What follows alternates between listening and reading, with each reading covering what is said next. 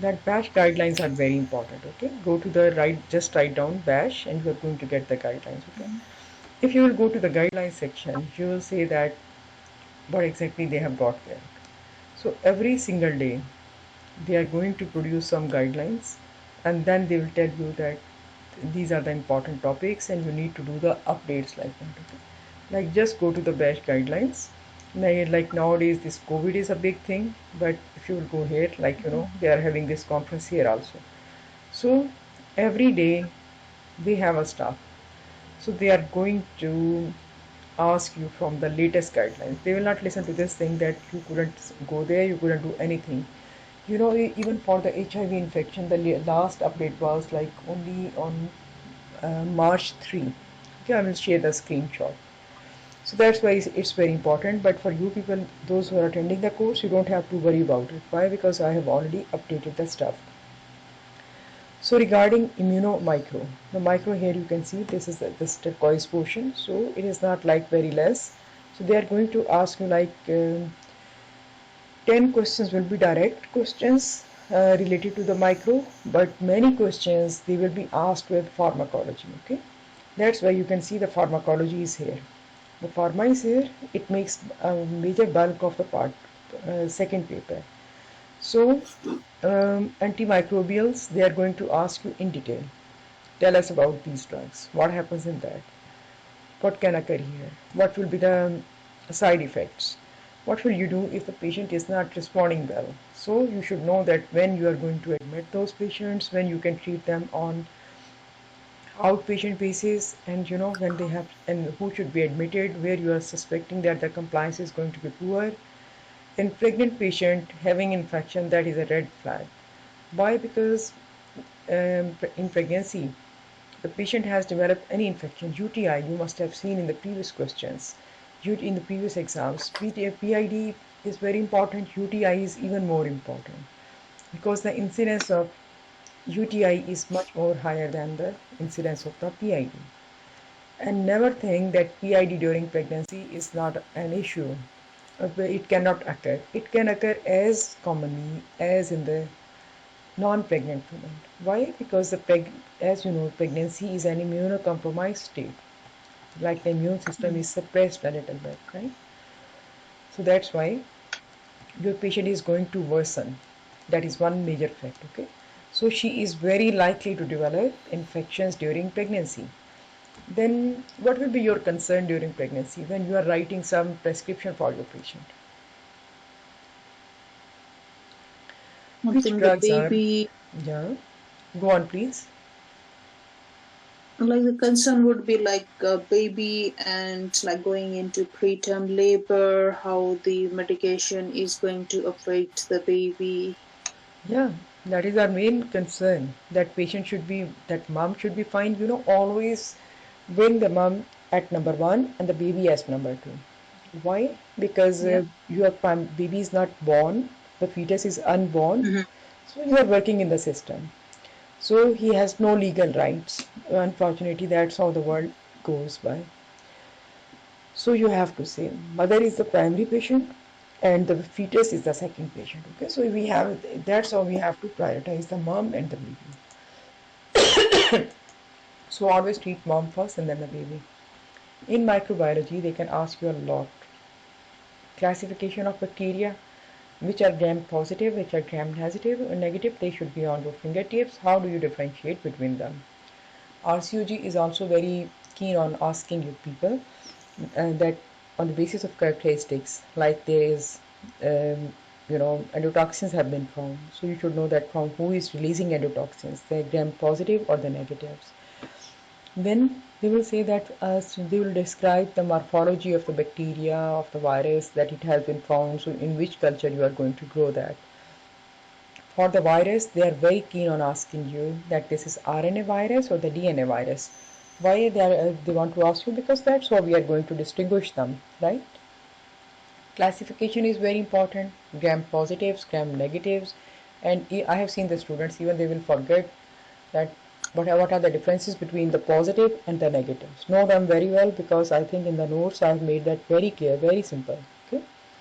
Then types of bacterial toxins. It has also been explained. Then mechanism of bacterial antimicrobial resistance. It has been given in the notes in like just 3-4 lines, but we'll be covering having a whole session on antimicrobials because that's very important.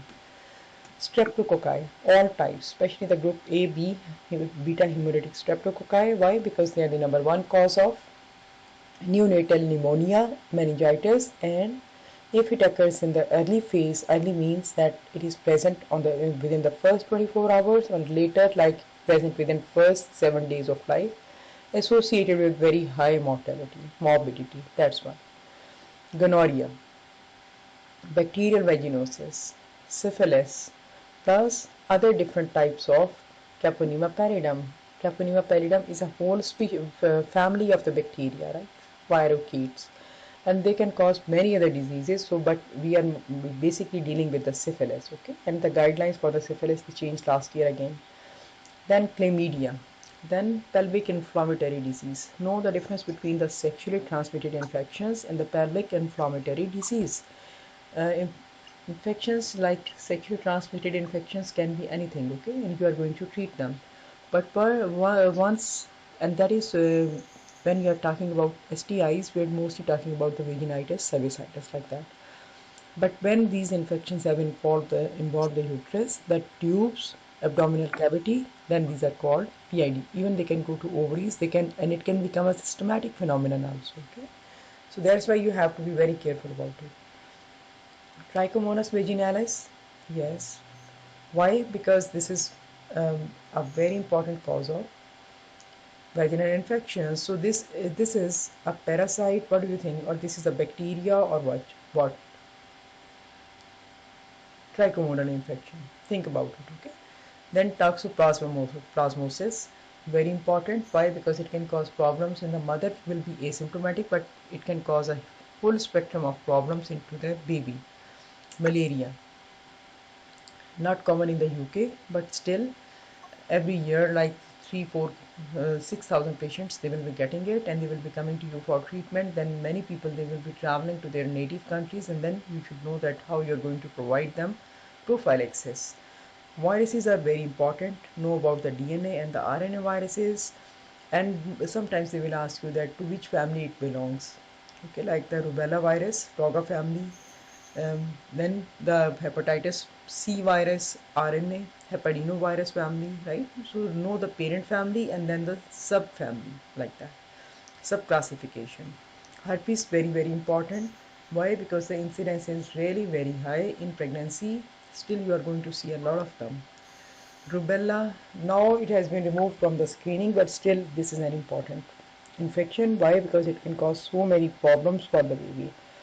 Baby can, like, right from abortion to having a baby with multiple congenital anomalies. That is the reason. Parvovirus, low chance, no incidence, but still very significant. Why? Because it can cause so many problems in the baby.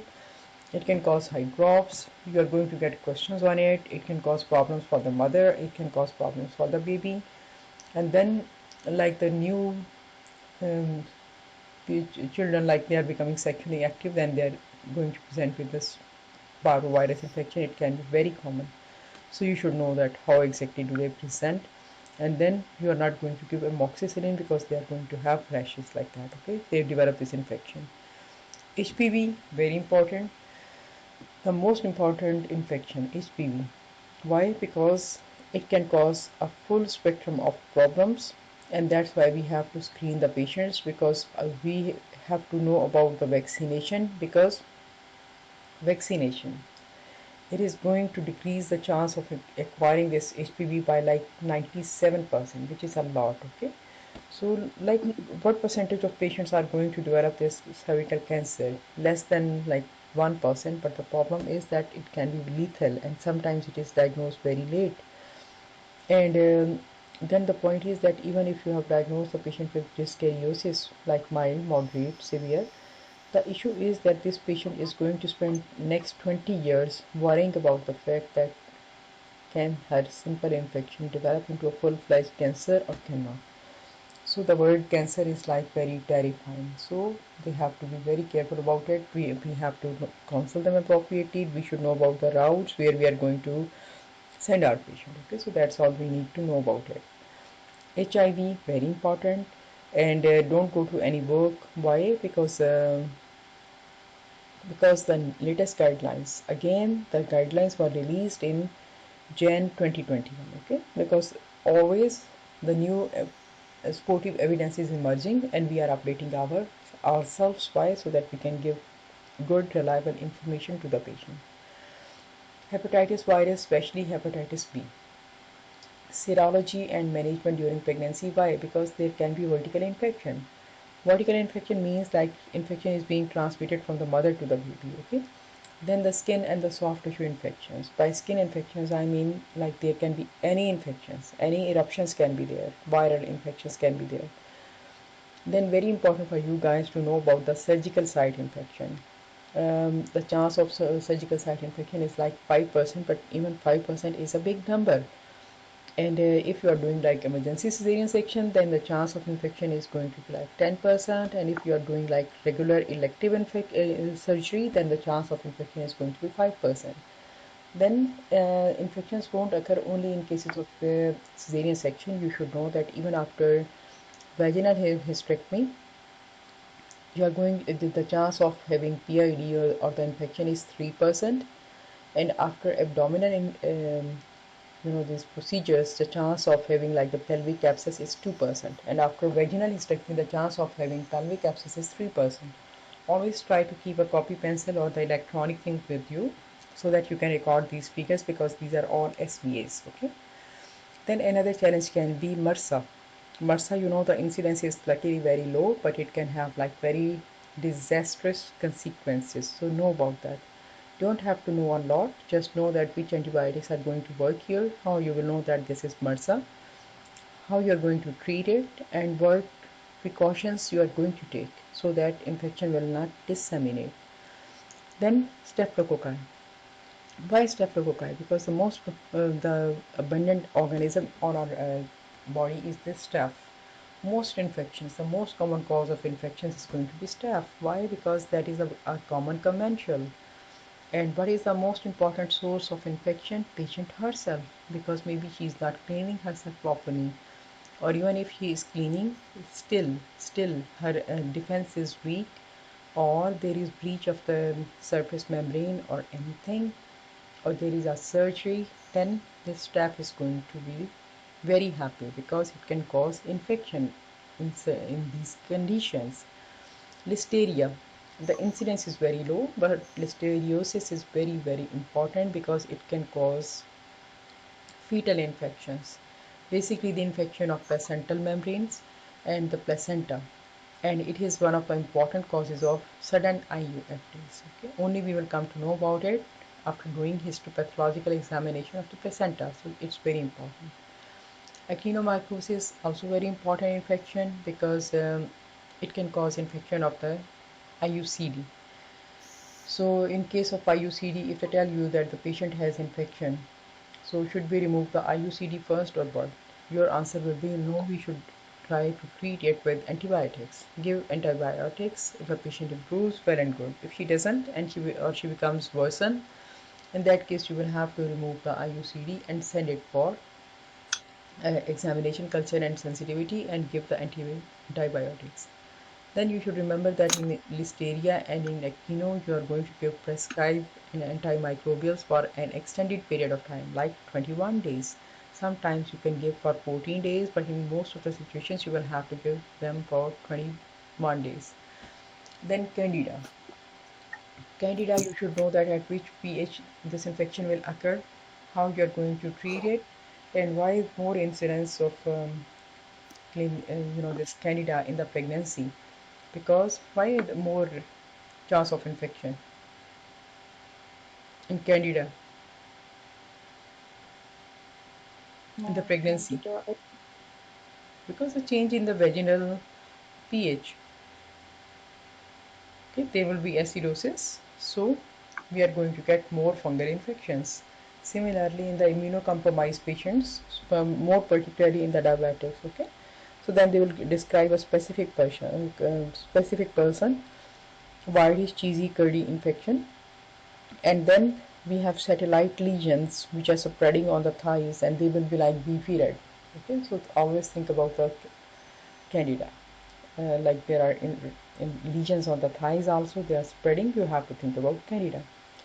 UTI very important because it can trigger preterm labor, and if it is not diagnosed and treated properly, the patient can develop ascending infection. So very important to know about the signs and symptoms of acute asymptomatic bacteriuria. You need to treat that. They will give you different numbers, and then you don't get tricked. Just you should know that even if the patient is asymptomatic and coronary's number is 10 raised to 5, you need to treat that patient. Okay, start with the simplest antibiotics. You should know that 9 to 17 weeks is the most common period of developing UTI, and if the patient is having recurrent UTI, like two episodes have occurred and now she has presented with a third one, you need to give her antibiotic prophylaxis throughout pregnancy. Can be given with different agents, so when you will go to the UTI, we'll talk about that. But mostly you can give like nitrofurantoin, but you will have to stop at 36 weeks. Then you can give sulfamethoxazole. That can also be given like in the second and the third trimester, but you have to stop these drugs at 36 weeks. Nitrofurantoin makes an ideal choice because single dose and then less side effects. Okay, so but you will have to stop at 36 weeks. Why? Because otherwise the baby is going to develop neonatal jaundice and problems like that. Then you should know that trimethoprim and sulfamethoxazole, many people they think that it is contraindicated in the first trimester, second or third, but you should know that RCOG issued guidelines that it is not contraindicated in pregnancy. You can give equally with equal efficacy throughout pregnancy. Okay, so don't say that this is contraindicated, so we will not give.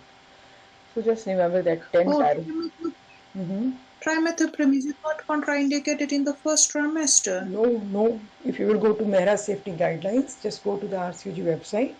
And I have also added the snapshot into your notes also. Okay. Okay, it's totally safe because it was Oh, changed like 3 years ago. That's why, it's very important to go to these websites, visit them, and update your information because in the medicine things are changing overnight. but 3 years Overnight. ago, is it like in our trust we still go Yeah. trimethoprim?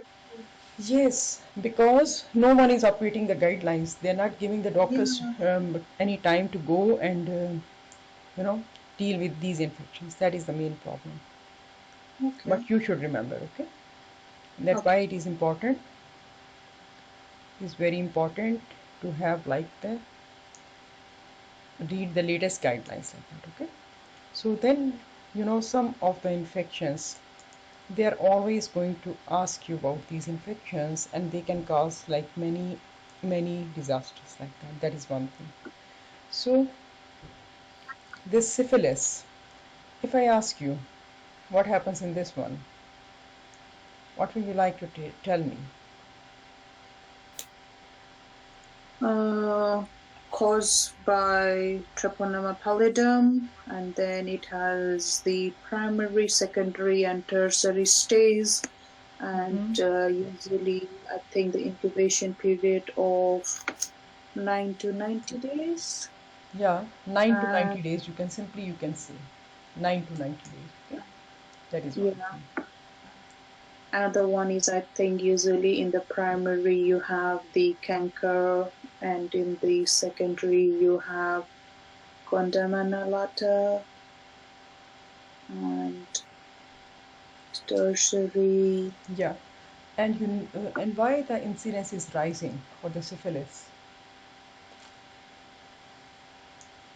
Um, It is rising in view of the, you know, it is rising in the over a background of the HIV infection. If you will go to the British, this BASH guideline, it says that the incidence is increasing. Why? Because the number of HIV positive people is increasing. That is an important consideration. Okay.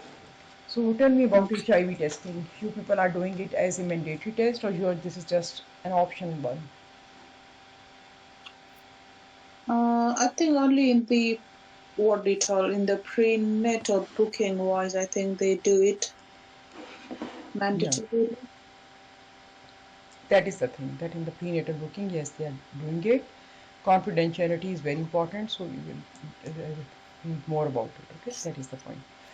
So syphilis, caused by Treponema pallidum, and remains the most common congenital infection worldwide. Most common congenital infection, that is the definition.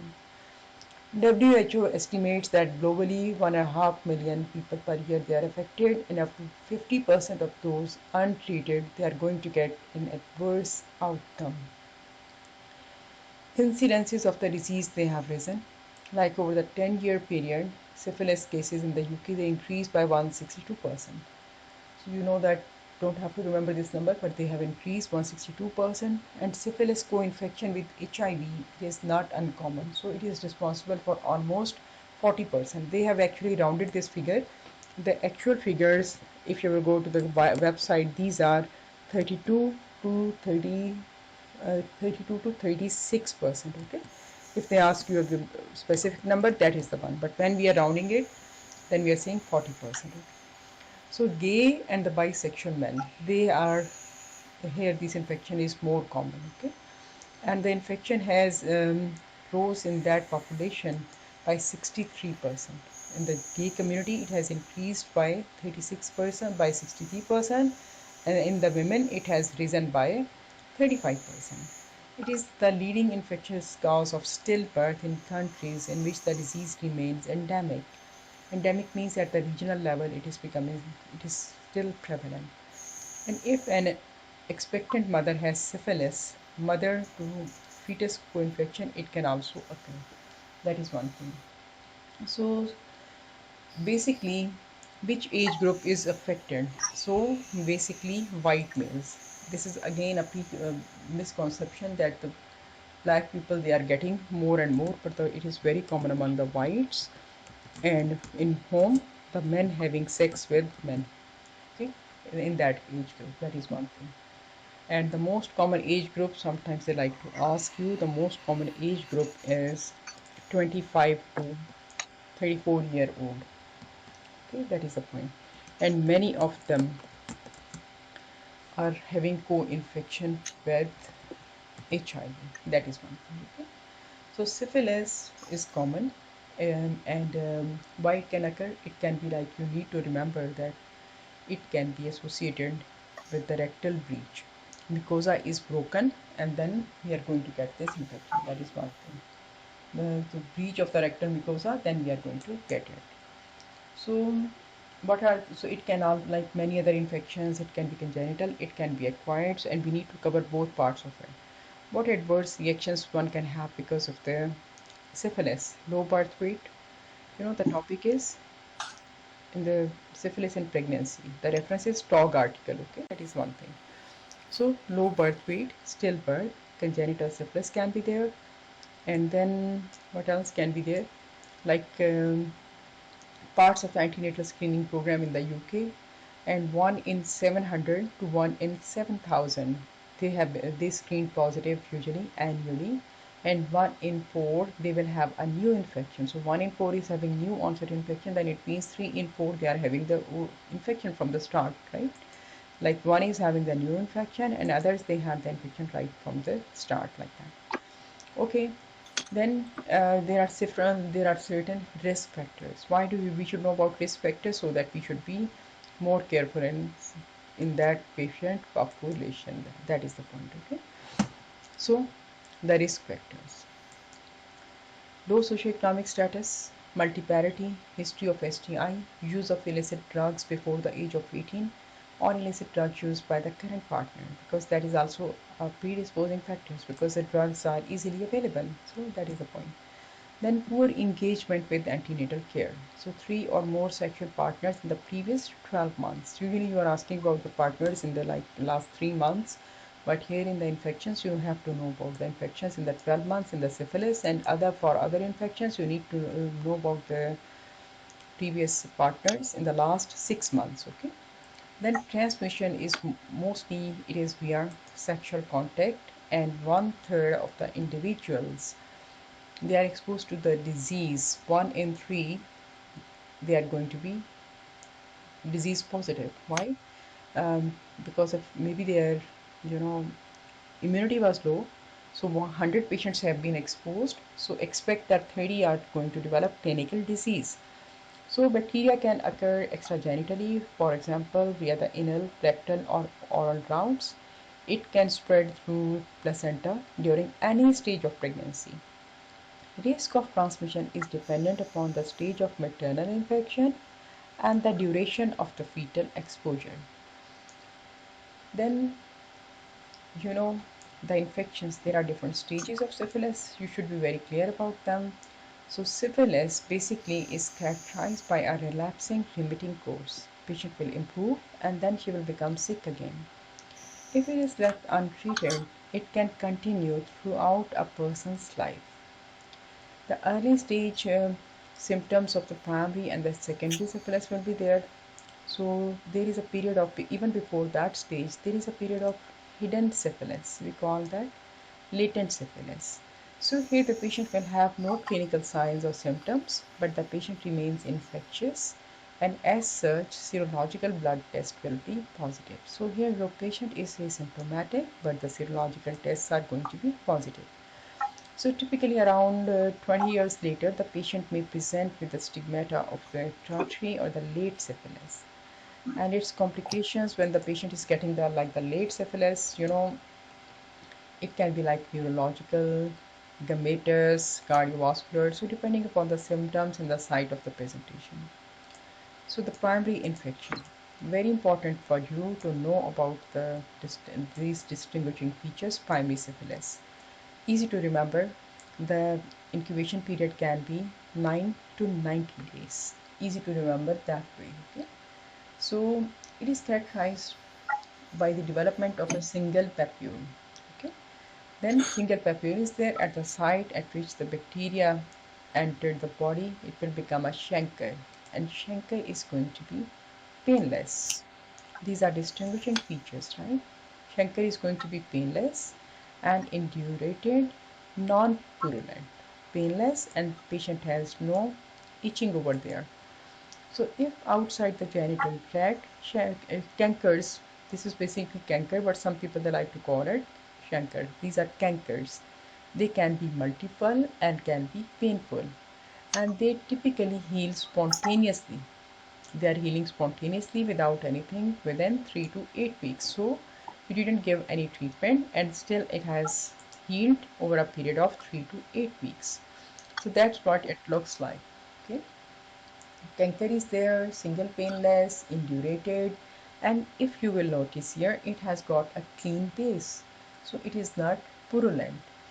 So then if they give you this picture, because nowadays it's very easy for them to display these pictures, okay, because you will just have to identify that's what it looks like, available on your web page. Okay. So then secondary syphilis.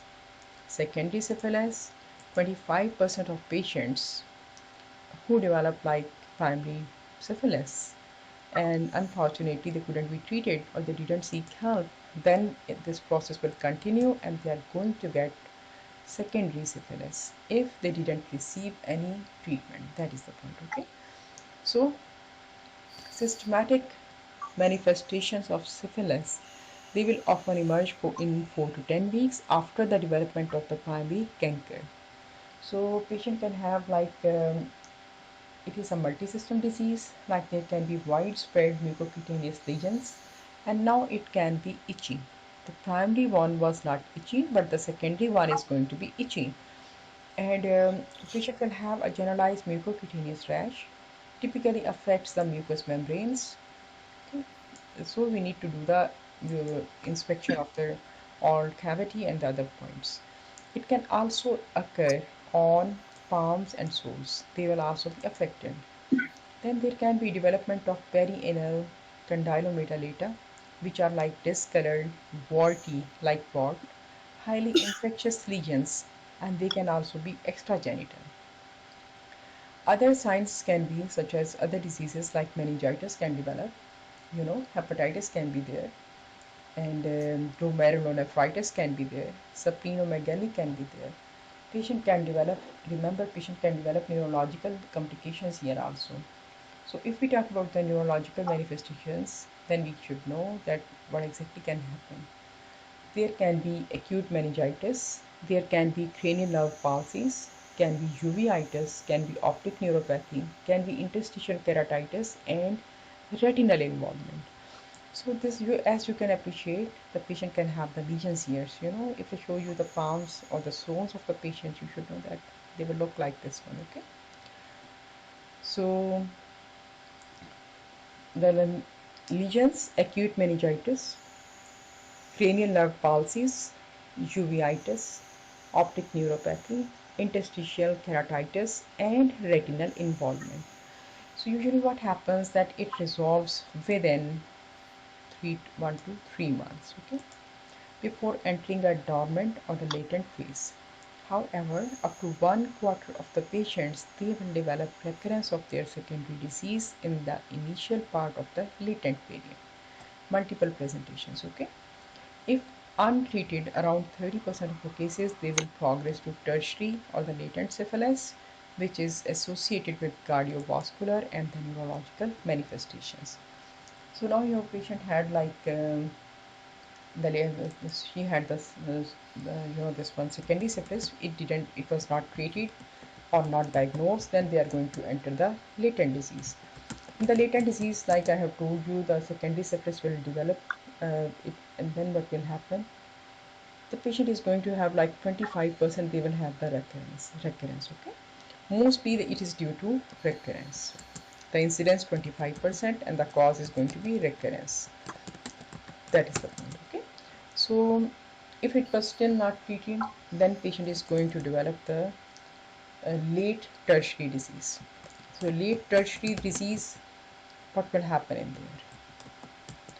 In the late tertiary disease, like I mentioned before, your patient is going to develop, it can occur, first of all, you should know it can occur like 20 to 40 years after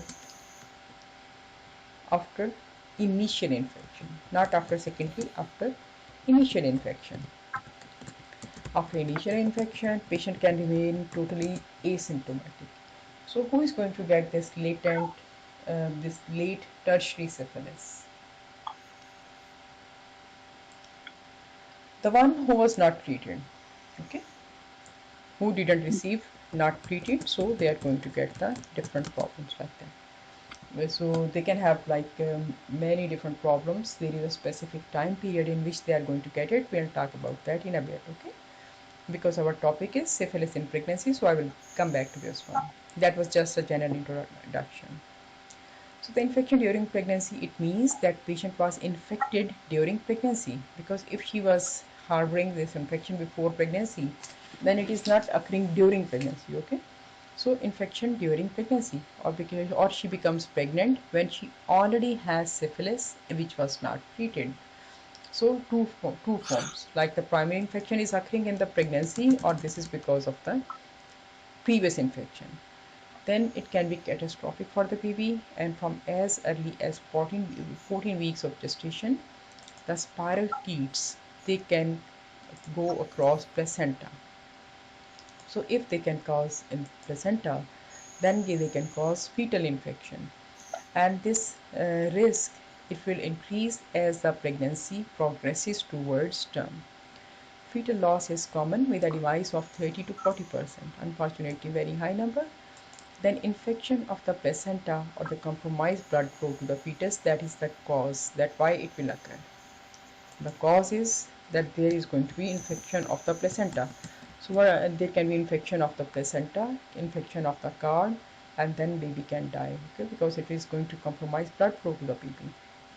If the fetus survives, then around 1/3 of the babies, they will be born with signs of congenital syphilis, and the risk of transmission to the fetus, it can be as high as 100% in the primary infection.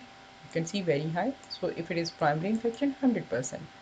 In early syphilis, it is going to be 40%, and in the late syphilis, the late latent syphilis, patient was asymptomatic, but still the baby can have problem. Why? Because they had latent syphilis. So the incidence is 10%. Then, if the baby has acquired infection, what are the fetal ultrasonic features?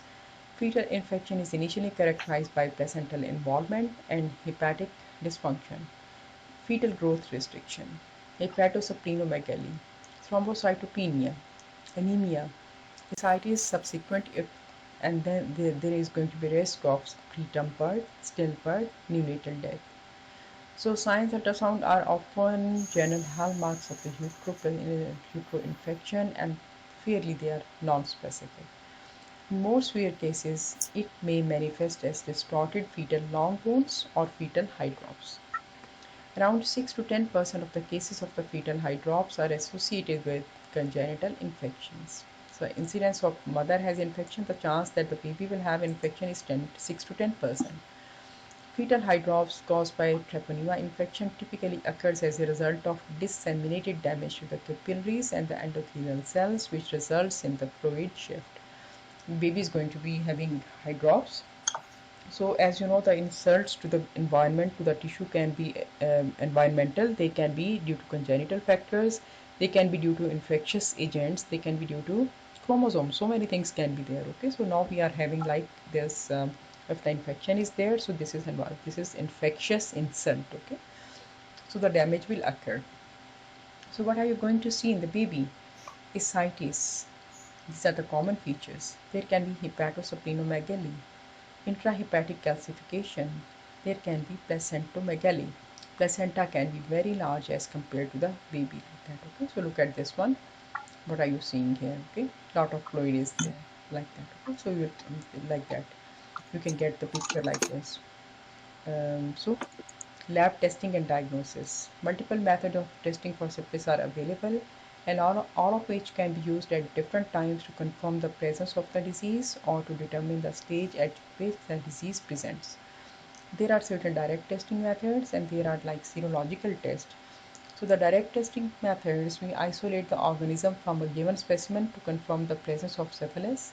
Like we can do this dark field microscopy, polymerase chain reaction, and the benefit of detecting the bacteria before a serological response occurs. This is the benefit of direct testing methods. Then we can carry out screening methods. Some of them are serological methods, some are the screening, and some are the confirmatory test. So if we talk about the other investigation methods, like so we are doing this serological test like enzyme immunoassay, and then what else we can do? Enzyme immunoassay can be done when Treponema pallidum particles, the agglutination assay, it is going to detect the antibodies to treponemal protein or non-treponemal antigen serological agents. They must be confirmed by a further serology.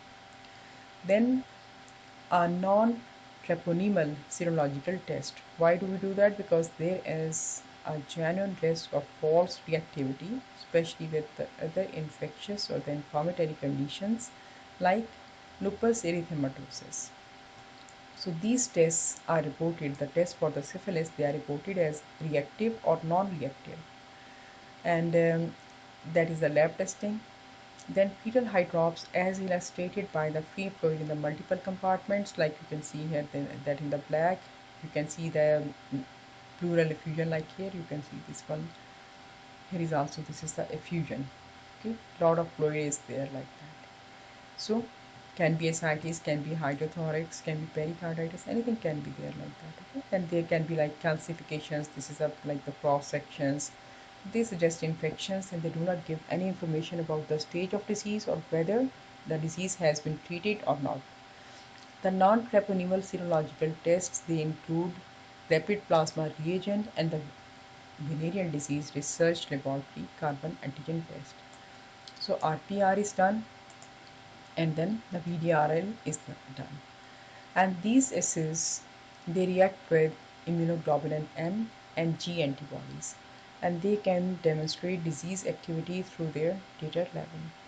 These titers, they should reduce over time and they will subsequently become negative or undetectable once the treatment is completed. National Institute of Clinical Excellence, it says that use this opportunity to screen for other STIs, including chlamydia, hepatitis B and C, and HIV if present. And if the first syphilis serology screen returns as positive or the negative, then the second sample it should be sent to test for alternative treponema pallidum antibodies to confirm the disease. So this one, first one is positive. You're not diagnosing on one sample, then you're sending a second sample also. Okay. Why? Because now you're looking for the treponema antibodies to confirm the disease. A rapid plasma reagent test, it should also be performed prior to treatment. RPR you need to do, also or SPs if you have seen. RPR it should be done prior to treatment to establish the baseline titer levels and at their highest points. If the test results are negative and suspicion of the syphilis remains high, then you need to repeat the serology, and you are going to send at 6 and 12 weeks after the date of the last sexual contact, not when the test became positive, after the date of sexual contact. Why? Because you need to give time for the incubation period. If the incubation you don't wait, then you cannot detect the test. Okay, so you have to keep her on the watch and keep doing that, and then we need to do that. Then the false negatives, they are also commonly seen in HIV positive patients.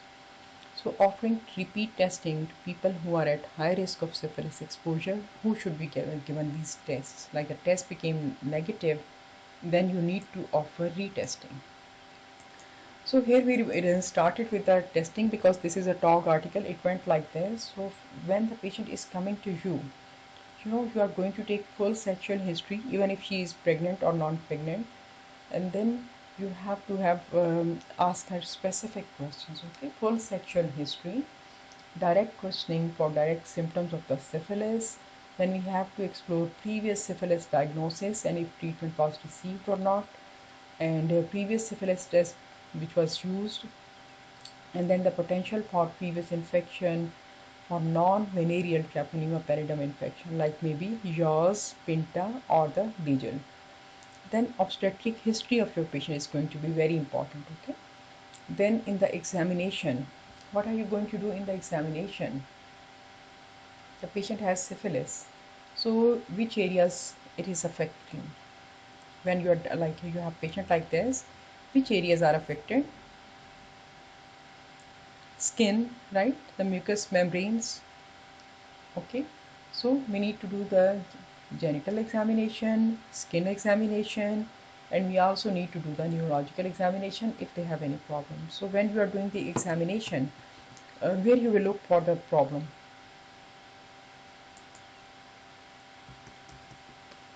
Are you there? So you need to look at the hands of the patient, mucous membranes, like I mentioned before. Okay, history, examination, and then we will go for the testing. Then we will go for initial investigations like that. So in the examination, you need to do certain other examinations like that. What examinations you need to do? Here you need to do the skin, like where you are going to see hands. Palms. Okay, mouth, hands of the patient, mouth. Then don't forget scalp, right? Then soles, all of these things. Okay, so you need to check all of these things so that because you don't want to miss any point like that. Then where else you should be looking for? So these are the points. So what about eyes? It can cause infection in the eyes also. So look for the eyes also. That is the point. Okay. So investigations. Here we started with the investigations. Investigations again we will divide into the fetal investigations and to the maternal investigations like that. And then the examination, it will change into other parts also, depending upon like the other parts. Like maybe this patient was having like previously she was diagnosed with something, so again you need to see the other areas, skins we have seen like that. Skin, then we need to see the musculoskeletal system, cardiovascular system, nervous system, and then we have to do the eye examination also, like we have seen like that. So because this patient, if someone is having like very late presentation, then maybe they will have like loss of balance, many other things will come up. But here in the pregnancy, we don't expect to see like very late stage, because it will usually take like more than 20 years to develop. Okay, so that's why we are um, heavily relying on the testing like that. Okay, so dark field microscope, we are starting from there. We can do the PCR, we can do the other tests like that. So dark field, when are we doing? So the dark field, it should be carried out by some expert. Why? Because he should be able to identify it. Expert should be doing it, should be able to identify it. Then reliable, less reliable obviously if you are doing like the rectal examination, because you cannot like identify it very well. The mixed flora is going to be there, and this is not suitable for the lesions where you expect to find routine commensals also like that. Okay, PCR, it can be used. So why I'm telling you this one, because here in the article they just mentioned the points, but the PC, but you should know that in which sites it is good. So dark field, it is not good if you are taking like swabs from the anal or the rectal swabs. It is not going to be good one. Okay, so it will be less reliable. Why? Because there can be many other commensals like the PCR, because PCR you are going to do on some cells, some tissues, so where you will, from where you will take the stuff. So you will go to the like the active lesions like the oral lesions, or if like take a swab and send it for to the lab. Okay, or there can be like ulcer can be there. Okay, so take it from the ulcer, like anywhere which is of area is affected, you can take from there. So you need to send it to the lab, and it is helpful in finding other samples also, like there can be like cerebrospinal fluid, because it can cause like the infection there also. Then we can also take the vitreous fluid. Where is the vitreous fluid? From the eye. Okay, so if they give you this one, that even that is correct. So depends actually that in which site you are having the infection. Okay, serological tests, we said that this, these are all pet questions. Okay, what is the primaries, what is the screening test here? So like we have gone over the test. So which one is the screening test? So primary screening test is going to be Treponema pallidum, EIA, or we also call it like, what else we call it? We call it the same thing. Essentially, these are the screening one. So here, what are we do? We can request like the anti-treponemal and IgM. If the IgM is found, so it means recent infection. Okay. If the IgG is there, then it means that infection is old like that. Okay, we'll go to that one also. So then the confirmatory test. What are the confirmatory tests? Positive screening test. These EIA and CLIA, these are not confirmatory tests. Confirmatory tests are going to be different. So can you tell me about any confirmatory test? For this one, it would be the Treponema pallidum antibody test, TPHA. Yeah, so which antibody test we are going to do? The cardiolipin Treponemal pallidum antibody test like that. Okay, so we have to do like certain tests we don't have to do, and which tests are recommended? Rapid plasma reagent. This one, or then you can do this. Which one? TPH. cardiolipin. Treponema pallidum hemagglutination assay. These are the ones, but these are like the Treponema pallidum test. And why don't we do those treponemal antibody tests? Because that is not going to be very informative. That is the point. Okay. So dark field, you have done the screening, and after that screening, we are going to look for the specific screening. Like we are going to offer them the antibody test. And like I told you that your antibody test, if it is not positive, then we are going to give like the the second line test, which are confirmed by further serology. And these tests are the two tests that we are going to do them. And we said that we very important to do the baseline testing. So why? Because you want to see the progress of the patient. That patient is responding to the test, or you are not, it is not responding. And similarly, RPR and VDRL, you are going to do these tests to see that they are responding to the treatment. Okay, that is very helpful. So now the question should be there, that when you will say that there is active disease, so you have done like these two tests, like I've mentioned here. Which two tests I've mentioned? Mm-hmm. These two tests. Okay, so you have done these tests, and they are like showing our titer is that of 16. Okay, it means, because you sometimes they will give you the number, so it means that active disease is there. Okay, active disease is there. So if the active disease is there, what should be done? So treat it. True. Okay, disease is active, so you need to treat it. And at the end of the treatment, we are going to repeat the serology like that. Okay, and but everything we have to relate to the clinical condition of the patient also. So if it is like less than 16, even then it is not going to exclude the disease. Less than 16 still doesn't exclude disease. That's why the sometimes understanding the questions can be different. So it doesn't exclude disease, so you need to see what will you do, focus on the clinical features. What are the clinical features? Mm-hmm. So that's why you need to relate the overall picture like that. Okay, then again they will like to ask you, how do you monitor the disease activity? Then like I said before, even for the, so use these tests again, the same test we are using for, but monitoring response. Response to what? Response to therapy. Okay, you want to monitor the response to therapy, so use the same test. It is recommended. Okay, why? This is the serological Mm-hmm. response, but we want to see that the patient is responding or not responding. So if the patient, and then you should know, then in the exam what else they like to ask you, these are all SVAs. Okay, so when to repeat Mm-hmm. serology.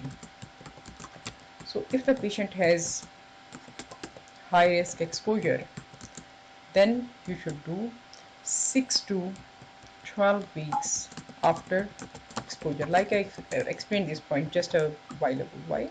Because we want the antibodies to develop. Okay, so they should be positive, and we need to repeat them 6 to 12 weeks later. Then in the latent disease, there can be another challenge. In latent disease, what can occur? All of these VDRL plus antibody, they all will be negative. So again, you have to keep screening the patient like that. Okay? False positive, I just mentioned about the false positive things, that how do we know about that? It can occur in cases of, if your patient is having like autoimmune disorders, she has like the SLE, everything is there. So, Okay, so all of this information is given here also, but I explained there also because all will be together. So to confirm the disease, again we need to do the same stuff. You're going to see again and again to confirm the treatment again and again. Okay, and then you will have to do the same for responding the response to treatment. So who should be offered like repeat testing? Those who have high risk. When are we going to offer? 6 to 12 weeks later, like who are engaging in the unprotected vaginal, anal, or oral intercourse with homosexual men. Then commercial sex workers. Then IV drug abusers. Then those with sexual partner, which is linked to the countries in which there is high prevalence of the syphilis. Then multiple sexual partners, high risk behavior, right? Like the teenagers, the younger age group. Then are partnered with a diagnosed STI. And then the repeat testing should be offered, not once, every 3 months. These are all important SPs. That is the point. Okay? So then the baby is born. Then again, we'll talk about that later, that what test should be done. So now if you have diagnosed a condition, then what should be the management? So management is also, it should be according to the guidelines. So what are we going to do? So obviously it depends that what is the state of the disease. So antimicrobial, there are general and some general instructions like antimicrobial therapy as soon as possible. Counseling, partner notification, and safer sex advice, and the treatment at least 30 days before the delivery is possibly the most important factor influencing the risk of congenital infection and the perinatal mortality. Where at least 30 days before delivery. Initially, she has been taking treatment, but she didn't receive it was not received later. Then it means that there can be any problem. So the standard global treatment of early disease as recommended by WHO is a start dose of the intramuscular benzathine penicillin, which is given benzathine penicillin G, which is given 2.4 million units. That is the basic treatment. Then the different regimes can be used. Benzathine penicillin is the ideal drug. Then the second dose is recommended when treating early disease in the third trimester, because then there are lower serum levels of the drug and there is a risk of the treatment failure. It should be given in the third trimester when required. Then for patients with possible sensitivity to the penicillin, we can give them, but they can tolerate oral cephalosporins, then we can give them ceftriaxone 500 mg intramuscularly daily. This is not, pay attention to this one, this is not a single dose, this is multiple on daily basis for 10 days we are going to give it to them. Then women reporting penicillin intolerance or allergy, they have a thorough drug history taken and urgent referral to the immunology allergy services to establish true allergy. And if the patient is not penicillin allergic but unable to tolerate an intramuscular regime, then the alternative is to give amoxicillin, which can be given 500 mg. And 500 mg, how you should be given? Usually, how you should be given, they are not asking you, but you should know that if you are giving the amoxicillin, it has to be given orally and QID. So QID means you are going to give it to them every 6 days, and then if you are giving this amoxicillin, then you should give them amoxicillin plus probenecid. Okay. Probenecid. How much probenecid should be given? It should also be given 500 mg, again QID. So both drugs 500 mg QID, and you are going to give for how long? You are going to give this treatment for 14 days. Whenever you are prescribing treatments, you have to tell them everything. That is the one you are going to give them for 14 days. And if your patient is like non-pregnant, then we can give them tetracyclines, and we can give them like doxycycline, which is also why we don't want to give them tetracycline during pregnancy, because it is going to disrupt the dental enamel of the baby. That is the point. So we don't want to give it to them. So sometimes, like even if the patient cannot take these drugs, so what do you think? Can we give them anything else? Yeah, we have other options. Like we can give them azithromycin. What type of drug is azithromycin? What do you think about it? It's a macrolide, right? So we can give them strat. Strat, we can give them 2 grams, or we can give them, the second option can be that give them 500 mg. How often? Daily. For how long? For 10 days. Okay, that is the point. Give them daily 500 mg azithromycin. And what precaution you will take when you are giving azithromycin? Give for 10 days. Okay, but this is going to be like the second line therapy. It should be given on empty stomach. Patient should not have eaten any food in the 2 hours prior to taking food, and then they have to stay NPO for 2 hours after taking the dose. So azithromycin can be given. Then we can also give, like the unfortunate patient is sensitive to this one also, then erythromycin can also be given. Nothing is working, then you need to give something. Erythromycin, how much you will give? 500 mg. Again, you are going to give it QID, and then for how long it should be given? 14 days. So you have understood that either we should give it straight, or then we can give them other problems like that. We can give them for longer periods like that. Okay? So that is the treatment. You can give any one of them. Then in your exam, they like to ask you question, what is this reaction? So it happens complicates up to 45% of syphilis treatments in the pregnancy. See, almost 50% patients are going to have Jaric hug smear reaction. Why? Because when the bacteria are killed by antibiotics, then a large number of the Treponema pallidum they are being killed, which in turn is going to release excessive cytokines, which is going to initiate acute inflammatory reaction. Systematic inflammatory response or SIRS will start. Then patient will have symptoms typically which will occur daily, occur within the first 24 hours of treatment, and these include fever, rigors, and the skin rash. Okay. Then case reports of uterine contractions induced by this reaction have also been seen, and reaction occurs in 50% cases of the primary syphilis, and the reaction occurs in 90% of the cases of secondary syphilis. Latent syphilis, it has a reaction rate of only 25%. So 50% of the primary infections, 90% of the secondary syphilis, and then it has like a reaction rate in 25% of the late stages also like that. So that's why it is very important. Okay.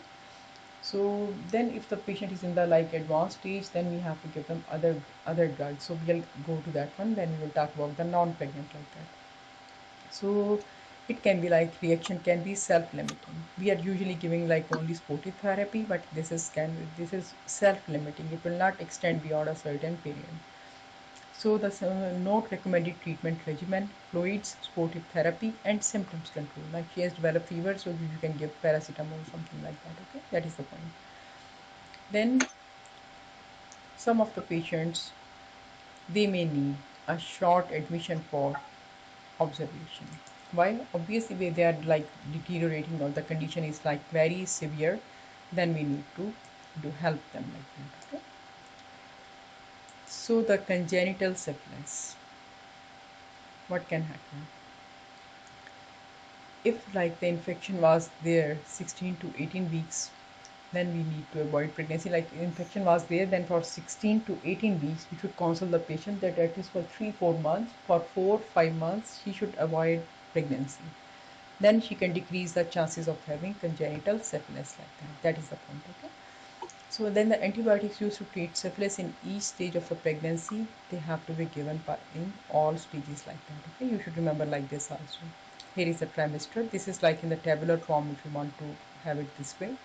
Early disease and then the late disease. Okay, so in the initial stage, again benzathine penicillin G, we are going to give 2.4 million units intramuscularly, single dose. And if the patient has late or the latent disease, then we are going to give them the same medicine, 2.4 million units weekly for 3 doses. Okay. And if the infection is occurring like in the this is the same if the patient is getting infection in the first or the second trimester. Now the patient is getting this infection in the third trimester. Okay.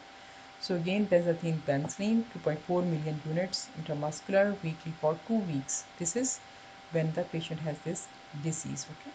Patient has this one disease, like she has early disease, primary, secondary, or latent when less than 2 years. Pay attention to all the words. Okay. Latent is there but less than 2 years, but then it was diagnosed. Okay. And if it was like latent, or we don't know exactly that it occurred before 2 years or latent stage occurs after 4 years, it has been there for 4 years, we don't know about it. Okay.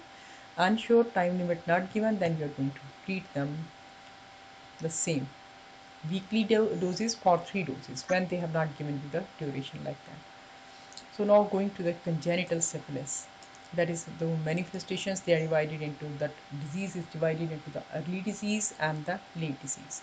So early disease manifests in the first 2 years of the life. Okay, they're definitely going to ask you. This one is going to occur after 2 years of the life. Then we will say late congenital.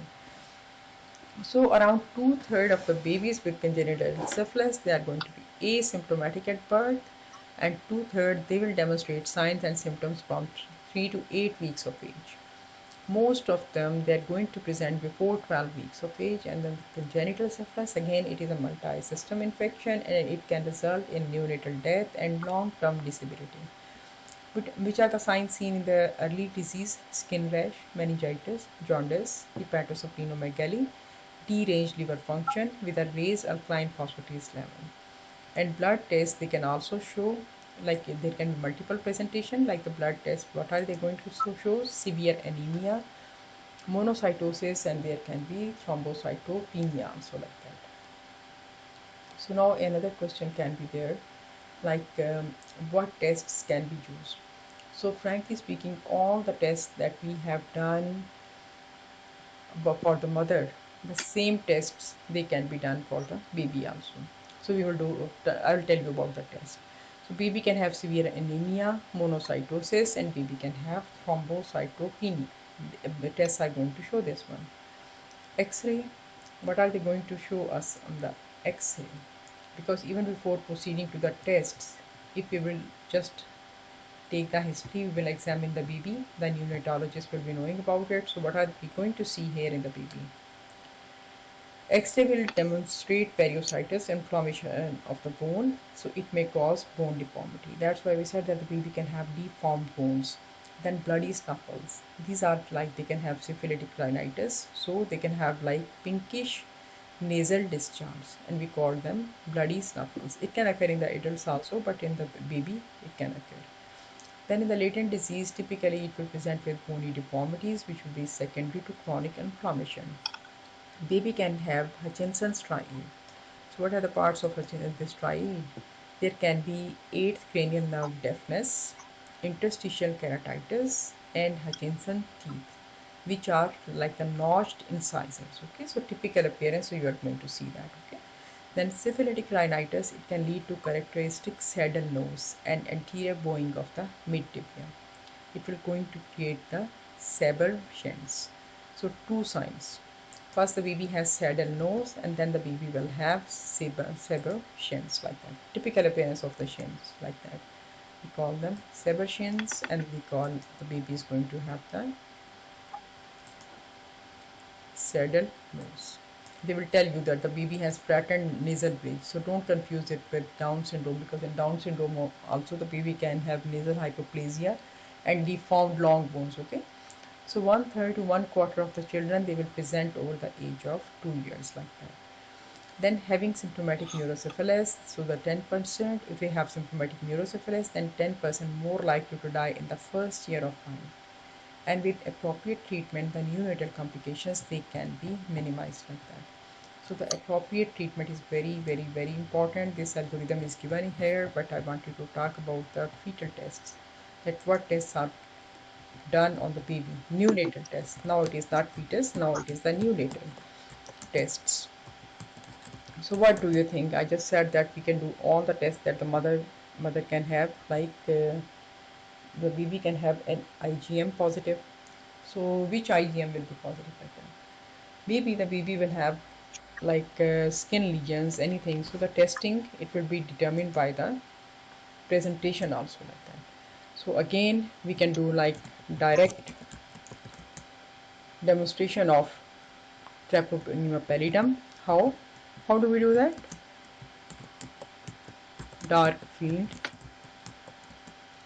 dark dark ground, dark field, electron micrography. Okay? Micrography. Then just like essentially like the parents like that. Then what else we can do? Again, we can do the PCR, where we will do the PCR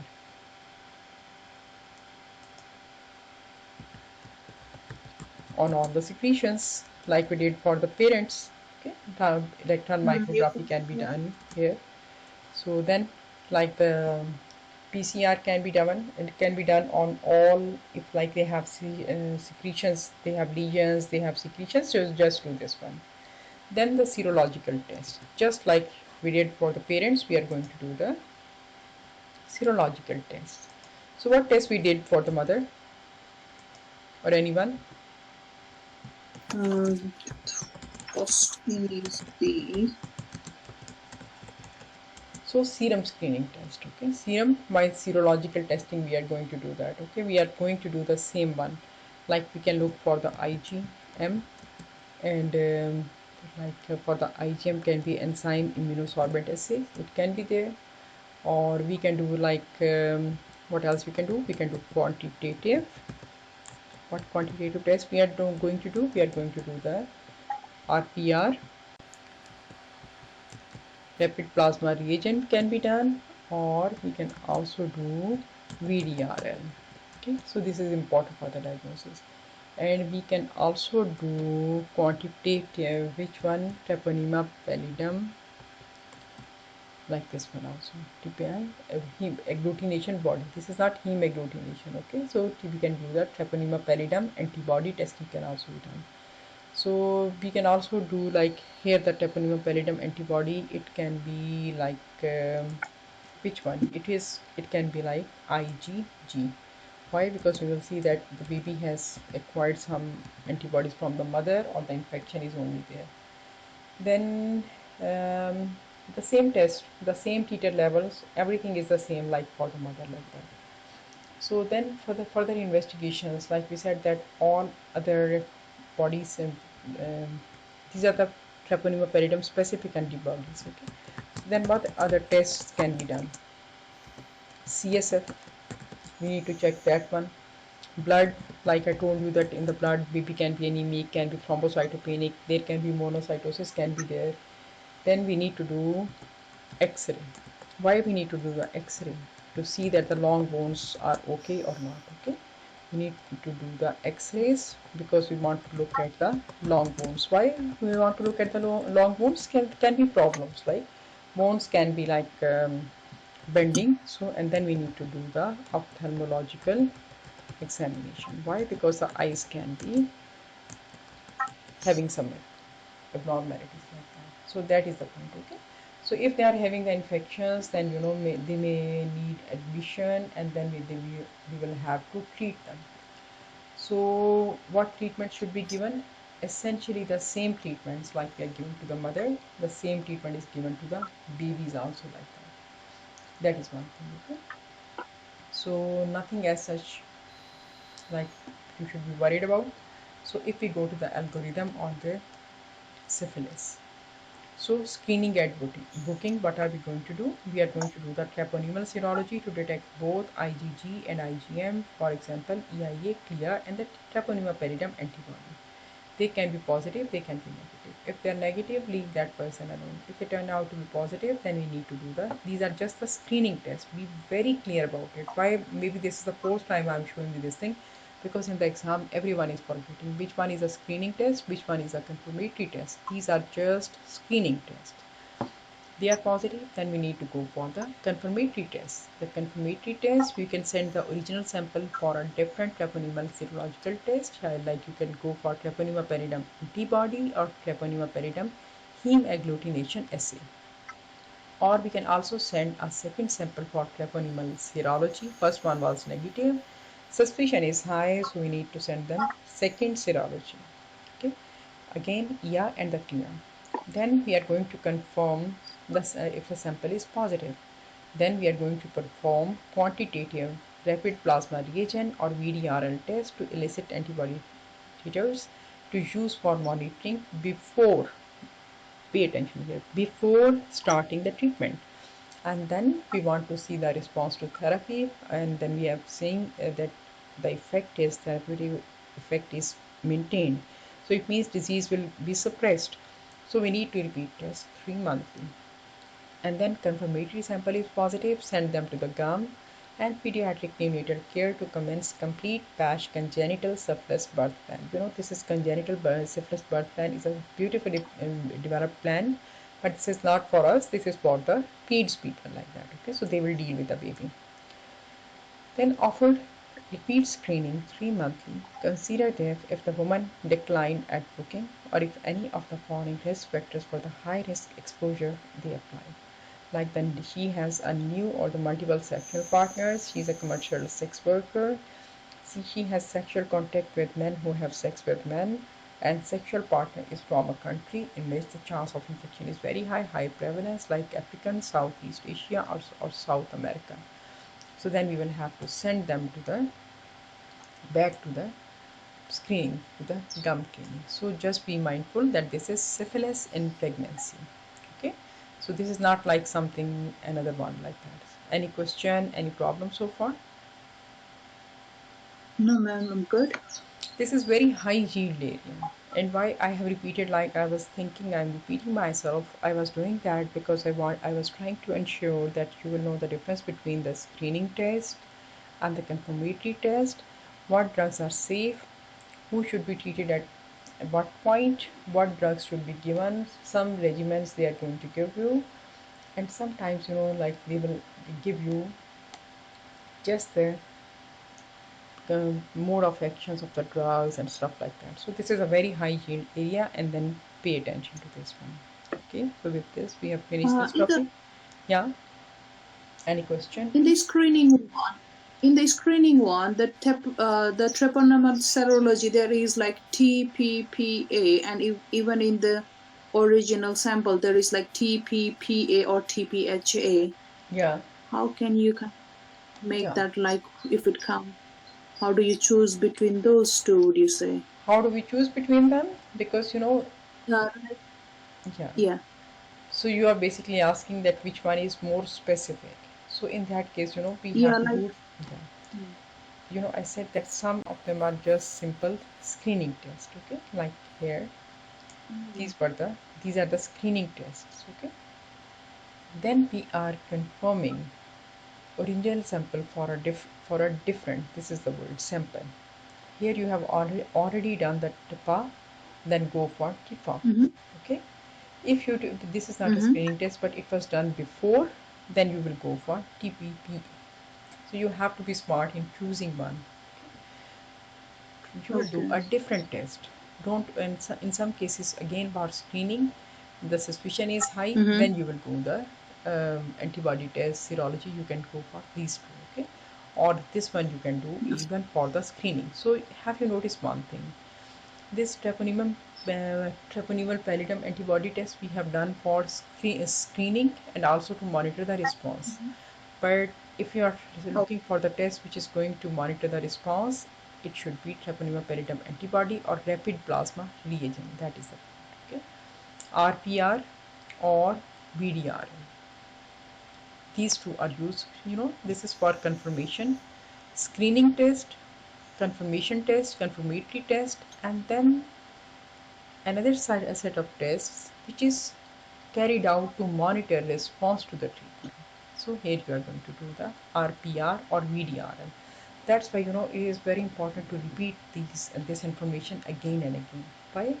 Because we are very likely to forget it. What do you think?